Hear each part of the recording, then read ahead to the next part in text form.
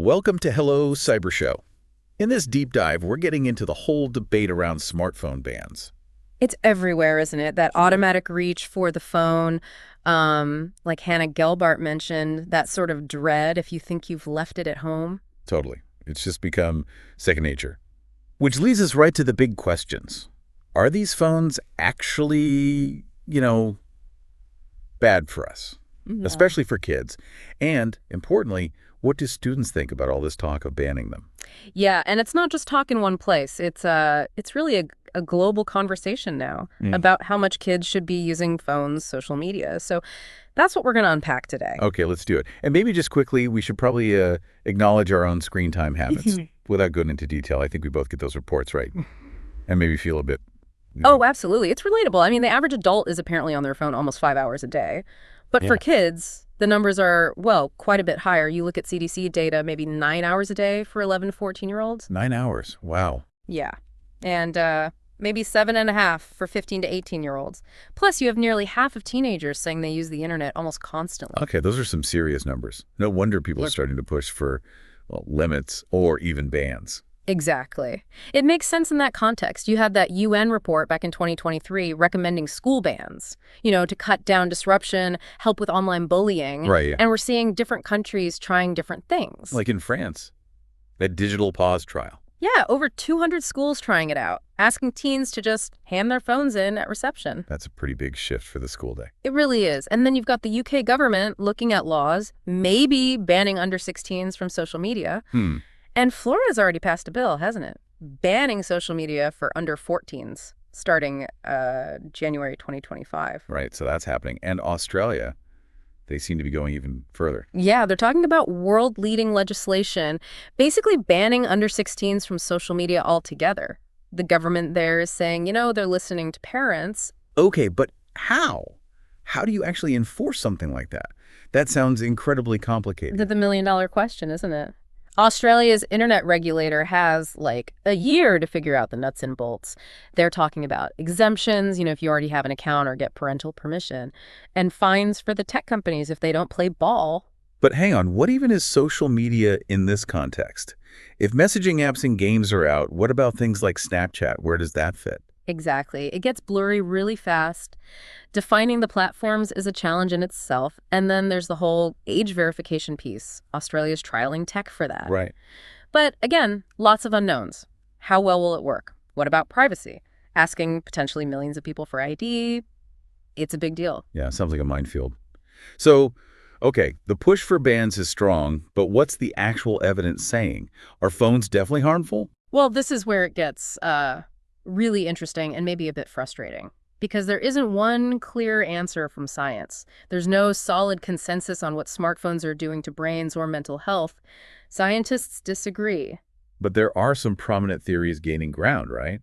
Like Jonathan Haidt's idea. Yes, Haidt's theory about the transformation of childhood. He pinpoints the period between roughly 2010 and 2015. When smartphones and fast mobile internet basically took over. Precisely. He argues that before then, kids' online world was more limited. But by 2015, pretty much everyone had a smartphone, leading to what he calls a phone-based childhood. And his argument is that this blocks other ways kids develop, like playing, learning social skills face-to-face, figuring out adult stuff. And he links that time frame, around 2013 onwards, to the rise we've seen in mental health issues, especially in Gen Z. That's his core argument. He talks about this big bend or elbow in the mental health stats for young people starting then. He even uses this analogy, calling the impact of the phone-based childhood Mount Everest compared to the spike from COVID. That's a really strong visual. It is. And he contrasts it with millennials, whose mental health stats in the 2010s were apparently more stable, maybe even improving slightly. So why would it hit Gen Z so much harder, potentially? Well, one theory is just the timing, hitting them during really critical developmental years with these always-on personal devices. Millennials kind of grew up with the internet differently, more shared computers, dial-up. Makes sense. But like you said, correlation isn't causation. Exactly. It's a compelling correlation, but proving the phones caused it is tough. Although there is that study from Norway. Right, the one that looked at schools with phone bans. Yeah. That study suggested schools with bans saw less bullying, kids reported better mental health, and even academic results improved. particularly for girls from lower socioeconomic backgrounds. Okay, so that does seem like stronger evidence for the bans having a positive effect. It definitely added weight to that side of the argument, yeah. But then you have researchers like Professor Pete Etchells pushing back a bit. What's his take? His main point is the lack of really solid long-term studies. Specifically, randomized controlled trials, or RCTs, where you randomly assign some schools to have bans, some not, and track them properly over time to see the real effects. We don't really have those yet for phone bans. Okay, the gold standard of research. Exactly. And he also brings up South Korea.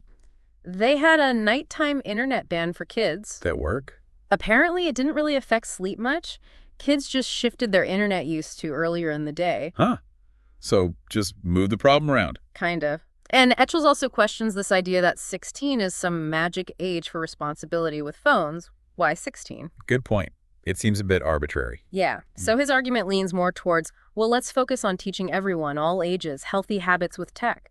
Build that good relationship with digital tools so when kids do get smartphones, they know how to use them safely and appropriately. Rather than just a blanket ban. Right.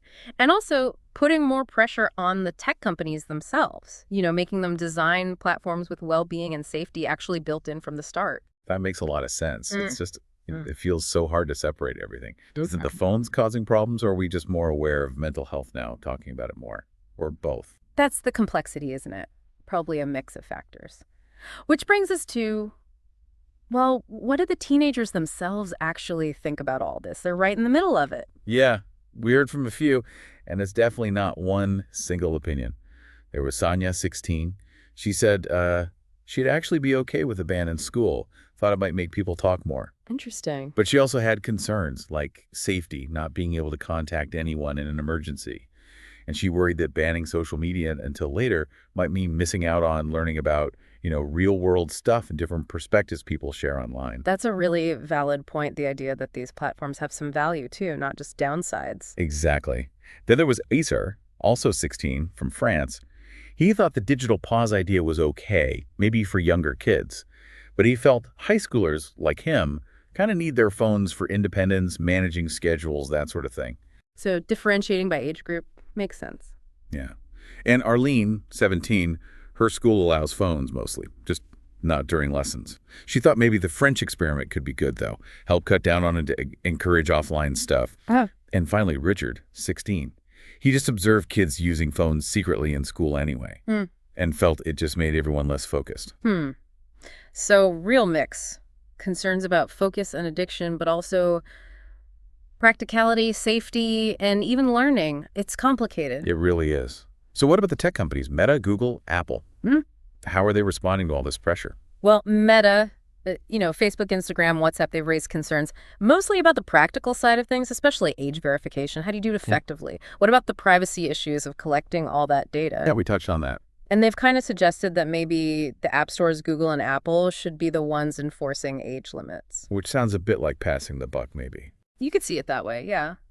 But to be fair, they also point to things they're doing, like making teen accounts private by default, adding features like sleep mode on Instagram, trying to show they're taking steps. So some acknowledgement, but maybe not full agreement with outright bans. Seems that way. It also makes you wonder about individual strategies, doesn't it? What can we actually do if we feel too attached to our phones? Yeah, totally. I mean, there's the extreme option, right? Going back to a basic brick phone. Some people do. Or maybe just using a brick phone when you go out for safety calls, but without all the apps and distractions. Yeah, it's an idea. And Hannah Gelbard mentioned her ADHD coach suggesting that phone in a box thing. Right, just putting it away physically for set times, not as a punishment, just creating space. But she admitted it was hard to actually stick to, which I think a lot of us can relate to. Oh, definitely. Breaking those habits is tough. It takes real conscious effort, doesn't it? Rethinking how we spend our time, how we get information, how we connect. Absolutely. Thank you for joining us today. Like and subscribe the channel. It leaves you thinking, though. With all these different views, the evidence still being debated, where does the responsibility really lie? Is it all in parents, schools, the tech giants, as individuals? And is a ban really the best tool, or do we need something, well, more nuanced? Lots to consider.